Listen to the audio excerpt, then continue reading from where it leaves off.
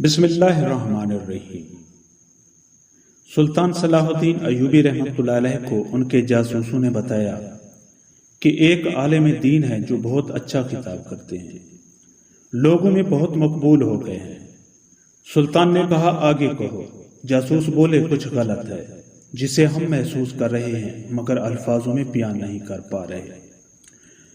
سلطان نے کہا جو بھی دیکھا اور سنا ہے بیان کرو۔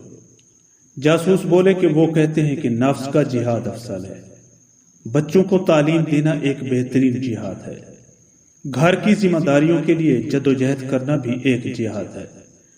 سلطان نے کہا تو اس میں کوئی شک ہے؟ جاسوس نے کہا کہ انہیں کوئی شک نہیں، لیکن اس عالم کا کہنا ہے کہ جنگوں سے کیا ملا، صرف قتل و غارت گری، صرف لاشیں۔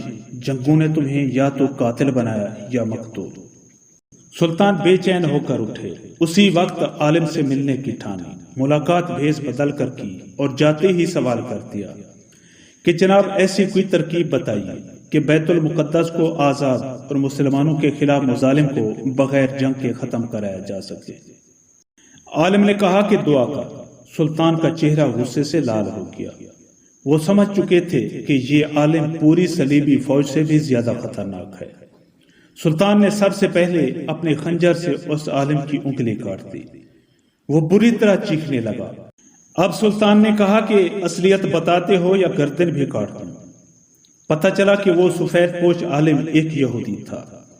یہودیوں کو عربی بخوبی آتی تھی جس کو اس نے فائدہ اٹھایا۔